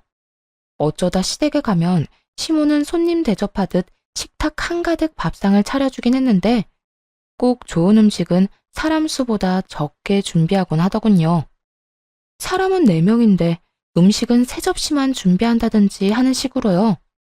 스테이크를 먹을 때면 저한테는 꼭 고깃덩이가 아닌 찌꺼기만 줬고요. 전복이나 삼계탕을 먹을 때면 제 몫은 아예 쏙 빼놓더라고요. 그럴 때마다 시모는 웃으며 늘 이렇게 변명했어요. 어머, 이래서 습관이 무섭다니까. 아들이랑 며느리 오는 날이라고 장 봐놓고선 꼭 습관처럼 3인분만 사게 돼. 아가, 미안해. 다음엔 꼭 잊지 않을게. 이런 상황도 한두 번이어야 웃으면서 그런가 보다 하는 것이지. 매번 이런 일이 반복되니 실수가 아니라는 생각이 짙어지더군요. 이것뿐만이 아니었어요. 비싸고 좋은 곳에서 외식을 할 때면 시댁 식구들 불편할 거라며 부르지 않더니 저렴하고 가성비 좋은 식당에 갈 때면 자주 봐야 진정한 식구가 된다며 부르더군요. 그 식사 자리 계산을 남편이 하는데도 말입니다. 여러 정황으로 볼 때 이날 역시 시모가 저를 못 오게 한 것이라는 확신이 들어서 슬쩍 남편을 떠보기로 했어요. 혹시 오늘 어머님이 나 데리고 오지 말라고 하신 거야? 어? 그게 무슨 말이야. 그런 건 왜 물어? 아니, 혹시나 해서 말이야. 사실 우리 시어머니 같은 분이 또 계실까 싶어. 시집살이를 시키기를 해, 연락 자주 하라고 잔소리를 하시기를 해. 그래서 오늘도 며느리 귀찮을까봐 오지 말라고 해주셨나 해서 말이야. 그렇지? 사실 엄마가 당신한테 굳이 말하지 말라고 하시더라고. 그냥 우리끼리 다녀오자며 이런 건 며느리들이 귀찮아할 수도 있다고 하셨어. 그래서 그냥 나 혼자 다녀온 거야. 그리고 아까 당신한테 전화 왔을 때도 괜히 전화 받아서 신경 쓰게 하지 말라고 하시더라니까. 내 입으로 이런 말 하긴 그렇긴 한데 정말 우리 엄마 같은 시어머니가 어딨어. 정말 당신을 며느리가 아니라 딸처럼 여긴다니까. 그래? 참, 우리 어머님 같은 분이 또 없겠네. 그렇지? 이로써 한 가지는 확실해지더군요. 예상대로 시모는 제 입에 들어가는 음식을 아까워하는 사람이라는 건 말입니다. 다 큰 어른이 먹는 것 가지고 저렇게 치사하게 굴다니 어이가 없긴 했지만 그래서 더 섭섭하고 마음이 상하는 것도 사실이었어요. 더군다나 시모의 배려 아닌 배려 때문에 서로 부딪힐 일도 극히 적었는데 이런 식으로 대할 만큼 적대심을 가진 이유를 몰라 답답한 마음이 크기도 했고요. 다만 시모의 의중을 확실하게 알게 된 그날 이후 저도 변하기로 했습니다. 더는 시댁 식구들의 일에 깊이 관여하지 않기로 마음먹었고 시모와 마찬가지로 좋은 음식이 있으면 알리지 않고 남편이랑만 먹기로 했어요. 시모와 하루에 한 번씩은 꼭 통화하는 남편이 이런 이야기를 하지 않을 리 없었죠. 어느 날부턴가 시모에게서 연락이 오더라고요. 섭섭한 마음을 숨기지 않은 채 말이에요. 아가, 어제 네 남편이랑 몸보신하고 왔다며? 그 장어집 우리도 꼭 가고 싶었는데 예약이 힘들어서 못 가고 있었거든. 네, 어머님. 저희도 꼭 가고 싶었는데 우연히 예약 성공해서 다녀왔어요. 소문대로 입에서 살살 녹더라고요. 오랜만에 몸보신 제대로 하고 왔어요. 그랬니? 맛있게 먹고 왔다면 다행이네. 그런데 아가, 그렇게 맛있는 데 갈 땐 좀 불러주지 그랬어. 우리도 몸보신이 참 필요할 때인데 말이야. 아, 그게요, 어머님. 그이한테 들어보니까 어머님이 식구들 외식할 때마다 절 일부러 빼놓으신다면서요. 혹시라도 제가 불편할까 봐요. 그래서 따로 연락해서 같이 드시자고 말씀드리기가 좀 그랬어요. 저는 전혀 불편하지 않은데 혹시라도 어머님께서 불편하실 수도 있잖아요. 그이한테 매번 그렇게 말씀하신 이유가 있으실 테고요. 뭐, 설마 밥값이 아까워서 그러셨을 리는 없고, 아무래도 저를 불편해하신다는 생각이 들더라고요. 어머, 그럴 리가 있니? 아니, 아니야. 내가 널 왜 불편해하겠어? 네 말대로 밥값이 아까워서도 아니고 말이야. 난 그저 시댁 식구들하고 외식하면 네가 불편할까 봐 그랬지. 전 정말 안 불편해요. 그러니까 앞으로는 비싸고 맛있는 거 먹으러 갈 때 남편이랑 같이 좀 불러주세요. 그러면 저도 어머님도 안 불편해 하시는 걸로 알고 연락도 자주 드리고 자주 함께하는 식사 자리 마련할 테니까요. 응? 그러도록 하마. 네, 그러면 들어가세요. 통화 내내 웃으며 대응하자 시모는 그 어떤 말도 하지 않더라고요. 아니, 할 수가 없는 상황이었겠죠. 제가 화를 낸 것도 아니었고 그렇다고 시모와 싸운 것도 아니었으니까요. 어떤 말도 못한 채 그저 속만 부글부글 끓일 시모의 모습이 눈에 훤히 보였어요. 그날 이후 남편은 시모에게 무슨 말을 들었는지 시댁에 항상 절 데리고 가더군요. 하지만 시댁 방문을 함께 할 뿐 저를 대하는 시모 행동은 변하지 않았습니다. 당연히 음식으로 사람을 차별하는 짓은 여전했죠. 멍하니 차별을 당하는 것도 하루 이틀이지. 매번 그런 식으로 사람을 웃으며 차별하니 저 역시 노하우가 생기더군요. 어느 날은 복날이라며 시모가 저희를 집으로 불렀어요. 그날 역시 삼계탕을 끓였다면서 닭은 3마리만 넣어 먹음직스럽게 담아두곤 또 깜빡했다며 웃어 보이더라고요. 어머, 정말 이래서 나이 들면 가만히 있어야 한다는 말이 있는 모양이다. 어쩌지? 내가 또 닭을 3마리만 샀지 뭐야. 그릇에 담으면서 알았어. 아가, 미안하구나. 내가 잘 나눠서 네 목도 만들어 줄 테니 얼른 앉아서 먹어. 그러더니 시모는 인심 쓴다는 듯 제 그릇에 고기들을 덜기 시작했어요. 당연히 3마리의 닭 목뼈와 뻑뻑하기 짝이 없는 가슴살들만요. 그런 시모를 제지하며 정 괜찮으니 마음껏 드시라고 했죠. 그러곤 저는 좋아하진 않지만 시모가 환장하는 게장을 1인분 시켜버렸어요. 심지어 배달비까지 더 얹어서요. 어머, 그거 내가 좋아하는 집 간장게장이네. 그런데 그만큼만 시킨 거니? 네, 다들 삼계탕 드시면 되니까 딱 저 먹을 것만 시켰어요. 넌 원래 게장 안 좋아한다고 하지 않았니? 그랬는데 식구끼리 담는다는 말이 딱 맞나 봐요. 언제부턴가 어머님이 제일 좋아하시는 이 간장게장이 그렇게 맛있더라고요. 그렇지 않아도 간장게장이 너무 먹고 싶었는데 어머님께서 삼계탕을 딱 3인분만 준비하신 덕에 이렇게 시켜 먹네요. 시모는 내심 한 입 먹어보란 말을 기다리는 듯 했지만 냉큼 등딱지를 뜯어 내장을 밥에 다 비비곤 끼어들 틈도 없이 먹기 시작해버렸죠. 이런 상황에 남편과 시부는 뭘 했냐고요? 두 사람은 제가 잘 먹으니 그저 보기 좋다며 허허 웃더군요. 네, 시부와 남편은 그저 좋은 게 좋다는 마인드의 소유자였어요. 누가 봐도 신경전을 벌이는 이 상황을 보고도 그냥 그런가 보다. 정말 간장게장을 먹고 싶었나 보다 하고 생각하는 사람들이었죠. 좋은 말로 하면 묻어나고 나쁜 말로 하면 눈치라곤 눈꼽만큼도 없달까요? 그렇다 보니 이런 상황에서 기분이 상하는 사람은 시무뿐이었고 의미 없는 기싸움이 지속될수록 시무는 자신이 파놓은 함정에 빠지는 꼴이 되었죠. 상황이 그렇게 흘러가자 더는 시무가 치사하게 행동하는 이유가 궁금하지 않았어요. 그저 이 유치찬란한 짓거리에 지고 싶지 않은 마음만이 가득했죠. 그냥 무시해버리면 그만이지만 그런다고 해도 상황이 해결되지는 않잖아요.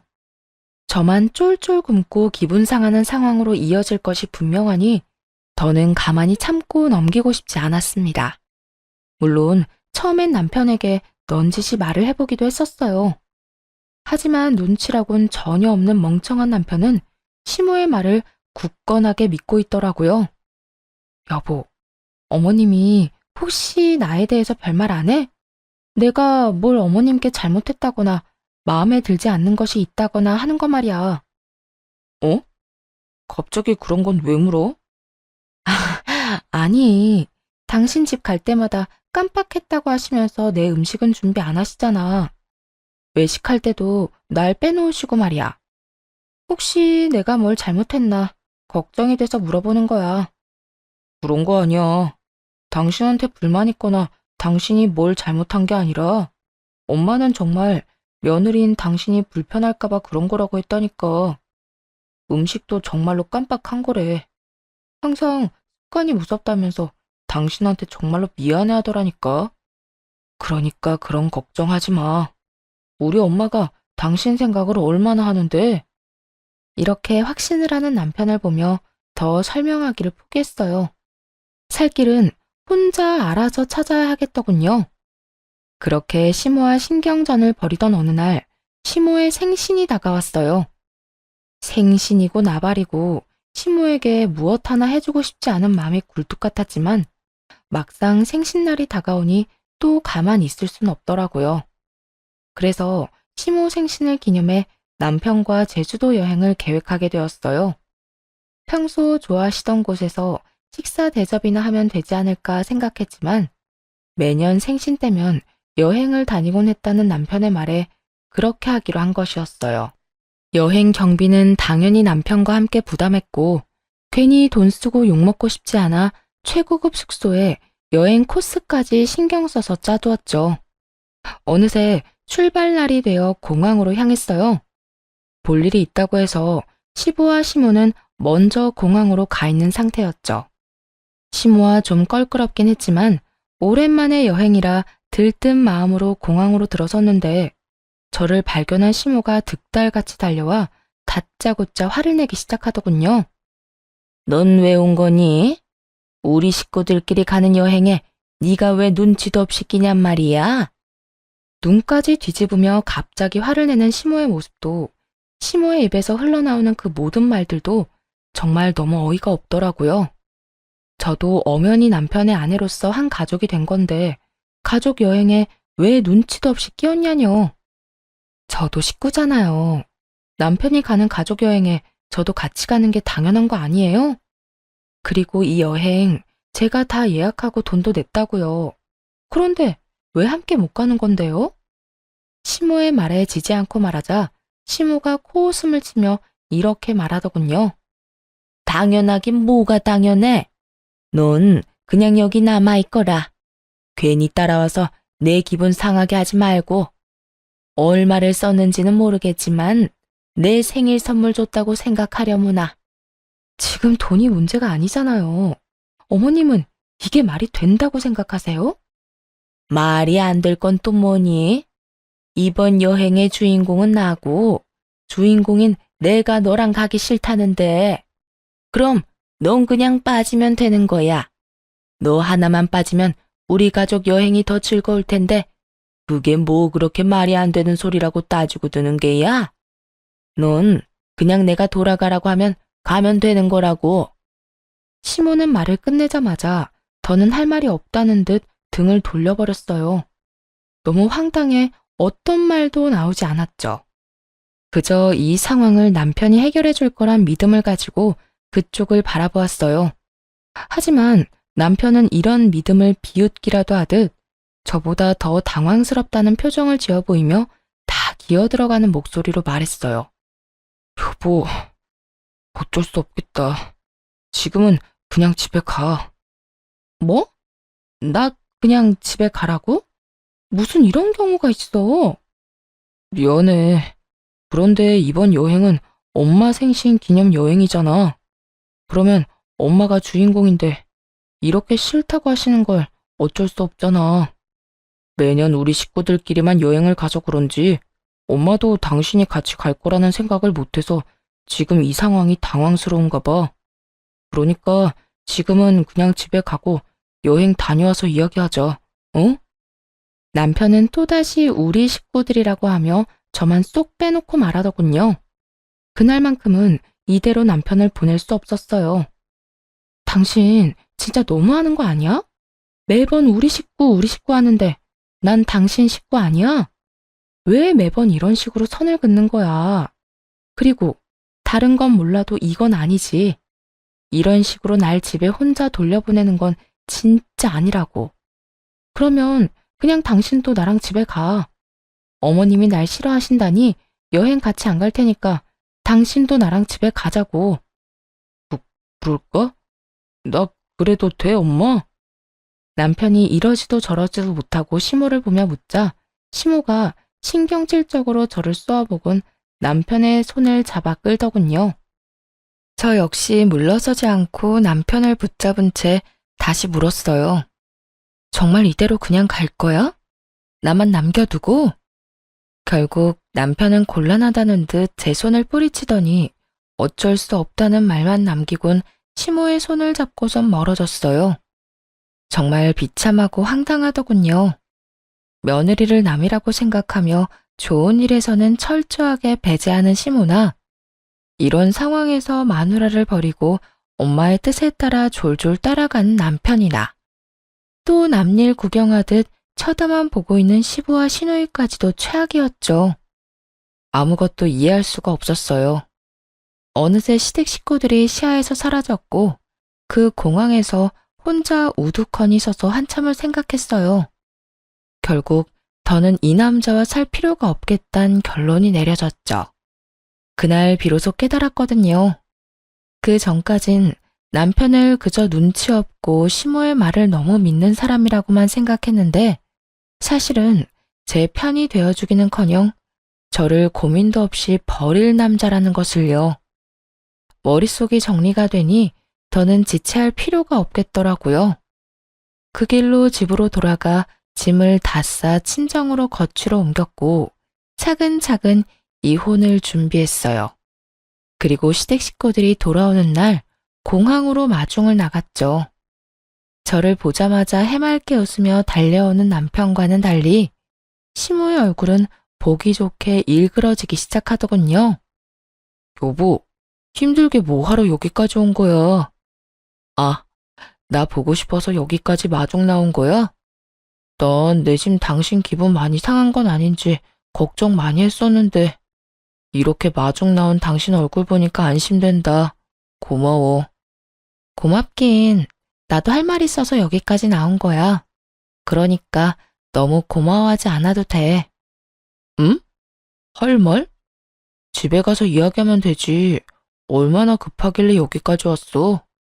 이야기해봐. 무슨 말인데? 우리 이혼하자.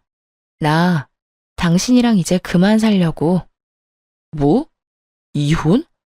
그게 갑자기 무슨 말이야? 뭘 그렇게 놀라. 마누라 버리고 엄마 손잡고 비행기까지 탔을 때 이 정도는 각오하고 그렇게 행동한 거라 생각했는데? 뭘 또 그렇게까지 말을 해. 내가 말했잖아. 다녀와서 이야기하자고. 엄마가 우리 식구들끼리만 간다고 생각했던 상황이어서 당황했던 거라니까. 그리고 다른 여행도 아니고 생신 기념 여행이어서 엄마 뜻에 따랐을 뿐이야. 당신도 알다시피 어쩔 수 없는 상황이었잖아. 어쩔 수 없는 상황? 그건 당신 생각이지. 그리고 당신도 지금 말했잖아. 우리 식구들. 당신한테 식구는 당신 아빠, 엄마, 여동생뿐인 것 같네. 그런데도 우리가 부부로 계속 살아야 하는 이유가 뭔데? 난 그저 당신이랑 함께 사는 여자일 뿐이잖아. 이때까진 당신이 날 그런 식으로 버린 적이 없었으니 그러려니 했지만 그날 공항에서 어머님 손잡고 들어가는 당신 보면서 이런 생각이 들더라. 더는 당신이랑 같이 살 필요가 없겠다고. 어머님이 하는 행동들을 참고 살아야 할 이유도 모르겠고 말이야. 도대체 그게 무슨 말이야? 일단 자세한 이야기는 집에 가서 하자. 하여튼 이혼은 절대 안 돼. 이혼은 무슨 이혼이야?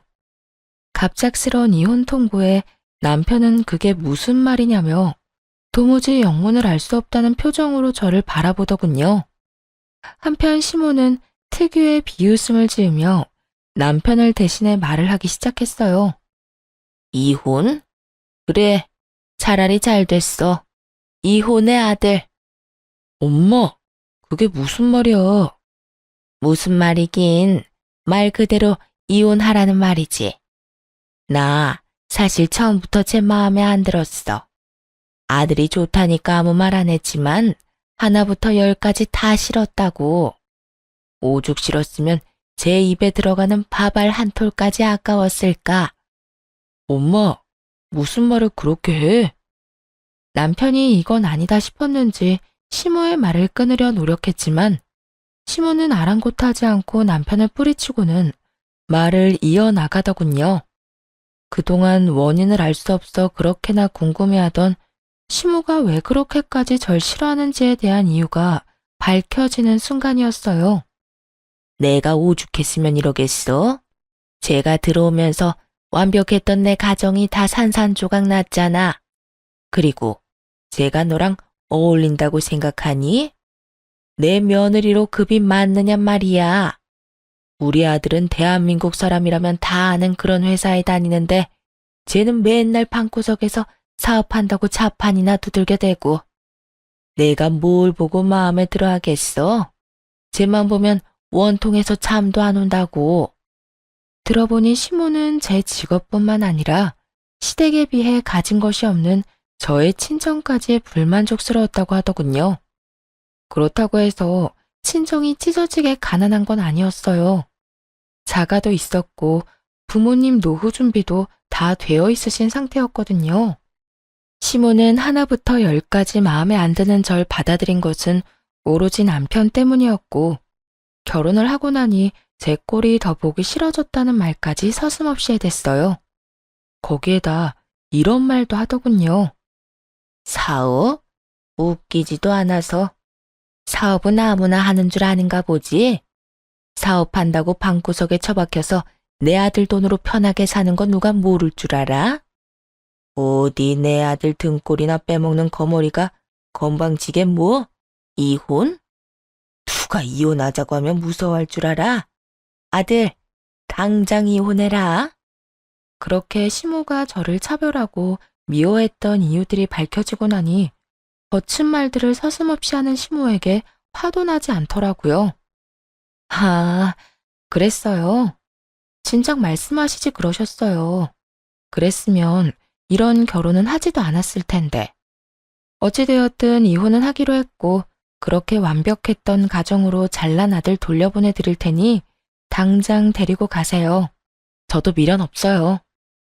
누군 미련이 있는 줄 아니? 내 아들은 알아서 할 테니 넌 내가 사준 집에서 짐부터 빼. 짐이요? 걱정도 하지 마세요. 이미 짐 다 뺐으니까 이혼이나 빨리 하게 해주세요. 이쯤 되자 상황은 빠르게 정리되어 갔어요. 대화가 마무리될 때쯤 입을 꾹 다물고 있던 남편이 시모에게 말하기 시작하더군요. 이혼만은 싫었는지 저를 가로막고 서서 하는 말이 웃기지도 않았어요. 엄마, 무슨 말을 그렇게 해? 난 이혼하기 싫다니까. 그리고 이 사람 집에서 그냥 노는 거 아니야. 온라인 사업으로 돈 꽤 벌어서 요즘 매장도 알아보고 다닌다고. 이때껏 번 수익금으로 매장 연다고 말이야. 일정하진 않지만 고정 수익도 꽤 되고 장사 잘 되는 달엔 내 월급보다도 잘 벌어. 도대체 엄마는 이 사람을 어떻게 생각하고 있었던 거야? 뭐? 그만큼이나 잘 번단 말이야? 아니, 집구석에서 뭘 하길래 돈을 그만큼이나 벌어? 아들이 뭘 잘못 알고 있는 거 아니야? 요즘 세상이 어떤 세상인데? 꼭 회사에 다니지 않아도 자기 능력만 되면 얼마든지 집에서도 돈을 벌 수 있다고. 남편이 열을 올리며 설명하자 시모가 조금 당황한 듯 하더라고요. 급하게 저의 눈치를 살피며 말까지 더듬기 시작했으니까요. 하지만 그것도 잠시 역시나 지기 싫었는지 끝까지 이혼하라고 고함을 지르더군요. 수익이고 뭐고 난 그래도 쟤 싫으니까 이혼해. 쟤도 너 싫다고 이혼하자는데 네가 뭐가 모자라서 이러는 거야? 아들, 선택해. 너 엄마야 쟤야. 네가 선택하라고. 시모의 입에서 결국 결정하라는 말이 흘러나왔습니다. 멍청하게도 그 순간 기대라는 걸 하고 있는 저 자신을 발견했어요. 확고하게 이혼을 결심하고 왔음에도 불구하고 시모 앞에서 저의 입장을 대변하는 남편을 보며 기대를 했던 것이었죠. 어쩌면 이제라도 남편이 제 편이 될 수도 있지 않을까 하는 기대를 말이에요. 그렇게 몇 시간 갔던 몇 초가 지나고 결국 남편이 결정을 내렸어요.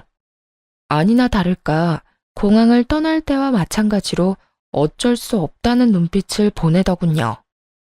마지막 기대와 희망이 사라지니 허탈하기도 하고 조금이라도 기대했던 저 자신이 한심스러워 그저 웃음이 났어요. 그렇게 한바탕 웃고 난 후 마지막 말을 남기곤 이번엔 제가 먼저 돌아와 버렸어요. 끝까지 당신이나 당신 엄마나 참 대단하다. 그래, 이혼하자. 얼른 준비해서 하루라도 빨리 이혼할 수 있게 해. 집으로 돌아오는 차 안에서 얼마나 울었는지 몰라요. 이제는 남편과 헤어져야 해서가 아니라 겨우 이딴 취급을 받은 제가 너무 불쌍해서 말이에요. 비록 스스로 결정하고 한 결혼이지만 이런 상황이 되니 그저 한없이 초라하기만 하더라고요. 그러면서 다신 이런 꼴을 당하지 말자며 마음을 단단히 먹었어요. 그렇게 집으로 돌아와 마음을 안정시키고 있는데 남편에게서 전화가 오더라고요. 분명 짐을 다 뺐다고 말을 했는데 듣지도 않았는지 어디냐고 묻지 뭐해요. 여보, 집에 다 같이 왔는데 당신 어디야? 왜 집에 없어? 아까 내가 한 말 어디로 들은 거야? 내 짐 다 뺐다고 당신 엄마한테 말했잖아. 난 그냥 홧김에 한 말인 줄 알았지. 진짜 짐 다 싸서 나간 거였어?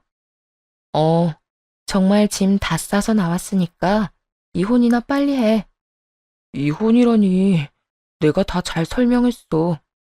우리 엄마가 당신에 대해서 큰 오해를 하고 있었던 것 같아. 지금은 오해 다 풀었고 엄마도 후회 많이 하고 있어. 그러니까 당신도 마음 좀 풀고 처음부터 다시 시작한다 생각하고 잘 지내보자, 응? 앞으로 더 잘할게. 정말 웃기지도 않더라고요. 불과 몇 시간 전에 시모가 했던 말이 귓가에 맴도는데 말이에요. 제 입에 들어가는 밥알 한 톨도 아까울 뿐만 아니라 저만 생각하면 원통해서 잠도 안 온다던 사람 아니었나요? 그런데 돈을 좀 잘 번다는 말을 듣고 나선 후회를 한다고 하니 속이 뻔히 보였죠.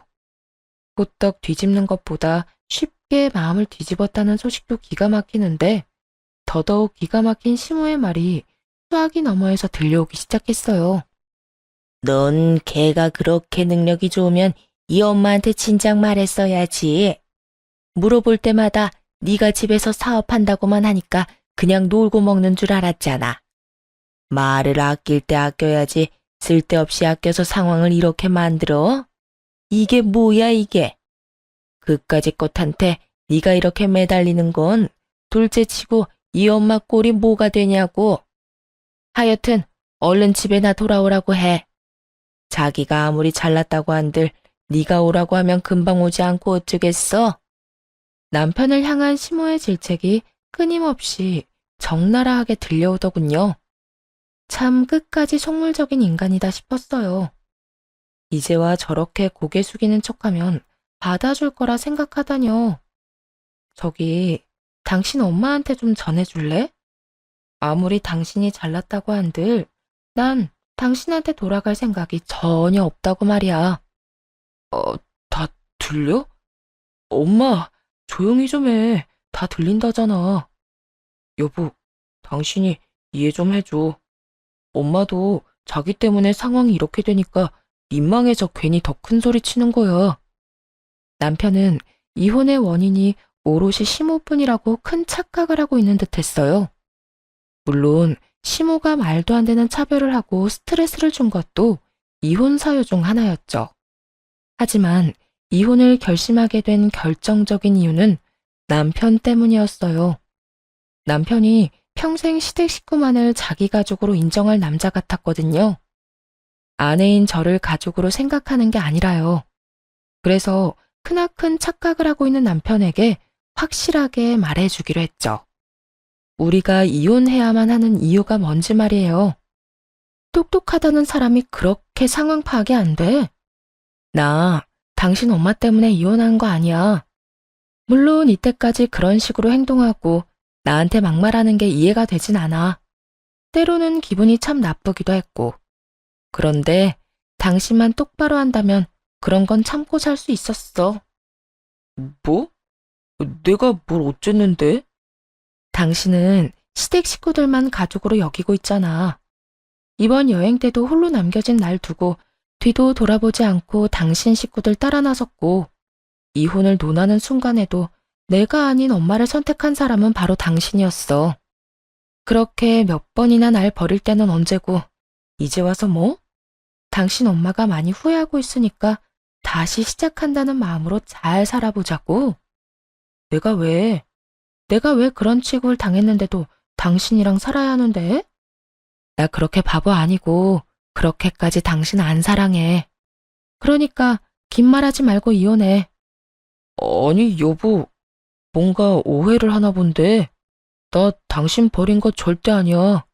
내가 말했잖아. 어쩔 수 없는 상황이었다고. 난 그저 일단 엄마부터 잘 달래고 난 후에 상황을 잘 풀어볼 생각이었어. 여행 갈 때도 그렇고 아까 이혼 이야기 오갈 때도 그렇고 말이야. 사실 그래야 순서가 맞는 거잖아. 당신 진짜 웃긴다. 당신 말대로 어머님이 1번, 그 다음이 나라는 게 뭐 법으로라도 정해져 있어? 그런 법도 없는데 왜 당신 마음대로 그게 맞다 아니다를 판단해? 당신이랑 사는 내내 당신에겐 내가 우선이었던 적이 없었고, 우리가 이혼을 논하는 이 상황에서도 마찬가지야. 그런 당신이랑 내가 계속 살아야 해. 당신은 어떨지 몰라도 난 그럴 생각 전혀 없으니까 그냥 깨끗하게 이혼해. 당신 이렇게까지 말 안 통하는 사람이었어? 그럼 내가 그 상황에서 부모는 뒷전에 두고 당신을 따라갔어야 했다는 그 말이야? 그래, 한 번쯤은 그렇게 했어야지. 아니, 그런 척이라도 해줬어야지. 그런데 당신은 늘 고민도 없이 당신 엄마만 따랐었고, 입에 달고 사는 말인 우리 식구들에 난 항상 없었어. 당신이 나한테 말이 안 통한다고 해도 더 이상 아무런 상관도 없고 거기에 변명할 생각도 없으니까 이혼해 그냥. 남편과의 다툼이 긴 시간 동안 이어졌어요. 결국 옆에서 듣고 있던 시모가 남편의 휴대전화를 빼앗아 들었고 입에 담지도 못할 욕을 저에게 쏟아내는 것을 마지막으로 대화는 끝났습니다. 막상 그렇게 이혼을 하고 나니 생각했던 것보다 아무렇지 않더라고요. 이미 남편에 대한 마음이 식어버려서인지 아니면 기대가 사라진 후여서인지 몰라도 이혼이 확정되는 그 순간까지도 눈물 한 방울 나지 않았습니다. 그 후 얼마 지나지 않아 지인을 통해 전 남편의 재혼 소식을 들었어요. 그 소식을 마지막으로 더 이상 전 남편의 소식을 알 수는 없었고요. 그렇게 어느새 10달이 지났고 그 사이 매장을 오픈하게 되어 그 준비에 열을 올리던 어느 날이었습니다. 거짓말처럼 이혼은커녕 결혼했었다는 사실조차 잊고 살고 있었는데 갑자기 생뚱맞게 전화를 한 통 받게 되었어요. 그 전화의 발신인은 다름 아닌 전시모였고요. 전시모는 제가 전화를 받자마자 울기 시작했고 무슨 일인가 싶어 한참을 전화기를 들고 있었죠. 한동안 울던 전시모가 조금 진정이 된 듯 하소연을 하더군요. 지선아, 잘 지내니? 갑자기 연락해서 이런 꼴이나 보이고 미안하구나. 괜찮아요. 그런데 무슨 일로 전화까지 하셨어요? 그게 너무 속이 답답한데 말할 데가 없어서 너한테 연락했다. 너도 들었지? 승훈이 재혼한 거. 네, 들었어요. 이혼 서류에 찍은 도장 잉크가 마르기도 전에 재혼한다는 이야기 들리더라고요. 들어보니 집도 잘 살고 여자 직업도 좋다고 하던데? 소원대로 능력 좋은 며느리 얻으셔서 좋겠어요. 좋기는 무슨. 나도 그런 줄 알고 결혼시키려고 온갖 짓을 다 했는데 그 여우 같은 년이 글쎄 우리 아들을 뺏어갔어. 내 말이라면 뭐든 다 들어주고 우리 가족밖에 모르던 내 아들 승훈이가 그년한테 홀려서 나하고 영까지 끊어지 뭐니. 들어보니 아주 가관이더군요. 전 시모는 마음에 드는 며느리감을 구해 전 남편과 결혼을 시켰고 새로운 며느리에겐 오라가라 하며 시집살이를 시켰다고 하더군요. 마음에 안 들어서 식구로 여겨주지도 않았던 저를 대했을 때와는 다르게 말이죠. 그러면서도 여전히 아들은 자기 손바닥 위로 올려두었고요. 상황이 그렇게 되자 하루가 멀다고 며느리와 다투었고 새 며느리는 전 남편을 살살 구슬려 자신의 편으로 만들기 시작했대요. 상황이 묘하게 이전과 비슷하게 흘러가는 것을 느낀 전 남편은 2번 이혼하기는 싫었는지 이번엔 엄마를 버리고 자신의 가정을 선택했다더군요. 그래서 이런 상황이 돼버렸다고 하며 전 시모가 또 눈물을 짜내기 시작하더라고요. 어떡해. 우리 승훈이가 나한테 이럴 수가 있니? 그렇게 자랑하던 잘난 아들 한 번 이혼시킨 것도 모자라 2번 이혼시키지 못해 서럽다며 우는 전 시모의 말을 듣고 있는데 참 끝까지 정신 못 차리는 인간이라는 생각이 들더라고요. 다른 사람도 아닌 전 며느리에게 연락해 이런 하소연을 할 정도니까요. 거기까지만 해도 기가 차서 할 말이 없었는데 더 가관인 말이 전 시모의 입에서 흘러나오기 시작했어요. 이럴 줄 알았으면 그냥 널 붙잡을 걸 그랬다. 내가 너랑 이혼한다고 할 때 무릎 꿇고 빌 걸 그랬어. 얼마나 후회가 되는지 몰라. 그래서 하는 말인데 너 지금이라도 우리 승훈이랑 다시 시작하면 안 되겠니? 우리 아들이 널 많이 사랑했었으니까 네가 돌아온다고 하면 다 정리하고 올 거다. 정말 대단하지 않나요? 60년이 넘는 세월 동안 도대체 어떤 생각을 가지고 살았길래 저러는지 제 상식으론 도저히 이해가 되지 않더라고요. 더는 이런 말 같지도 않은 말을 듣고 싶지도 않았고 다신 이런 연락을 할 엄두도 내지 못하게 확실히 말해야겠다는 생각이 들었어요. 그걸 말이라고 하세요? 제가 왜요? 저랑 살 때는 엄마 말이라면 뭐든지 따르고 이제는 새 와이프 말이라면 다 따르는 줏대 없는 남자한테 무슨 미련이 남아서요? 이제 와서 아쉬운가 본데 버스 떠난 뒤에 손 흔들어봤자 돌아오지 않는 건 몰라요? 그렇게 아들만 치켜 세우고 며느리는 없는 사람 취급하더니 결국에는 소중했던 아들 잃은 꼴이 참 보기 좋네요. 뭐야? 너 무슨 말을 그렇게 해? 예의라는 걸 모르니? 어떻게 자식 뺏긴 어른한테 그딴 말을 할 수가 있어? 저는 남편을 뺏겼었는데 이 정도 말은 할 수 있는 거 아닐까요? 하여튼 전혀 아줌마 뜻대로 움직여줄 생각 없으니까 괜한 기대는 변기통에나 잘 버리세요. 다신 연락도 하지 마시고요. 그대로 단호히 전화를 끊어버렸고 그 후론 어떤 연락도 오지 않더라고요. 그러게 있을 때 잘하라는 말이 괜히 생긴 말이 아니란 생각을 했네요. 이후에 다시 이혼에 대해서 잊고 사업에 더 집중하며 지냈고 요즘은 사업을 키우는 일에 매진하고 있어요. 이혼 후에 일은 더 잘 풀리기 시작했는데 좋은 거래처를 만나게 되었고 좋은 기회도 생겼어요. 덕분에 뭔가 좋은 일이 생길 것 같은 요즘이네요. 추진하고 있는 일이 어느 정도 자리 잡고 나면 저를 위한 시간을 좀 가져보려고요. 사연 들어보니 여행을 많이들 떠나시는데 저도 떠나볼까 생각하고 있어요. 이혼 때문에 인생의 실패자가 되면 어쩌나 하는 마음에 걱정을 많이 했는데 막상 하고 나니 그깟 이혼 별거 아니더라고요.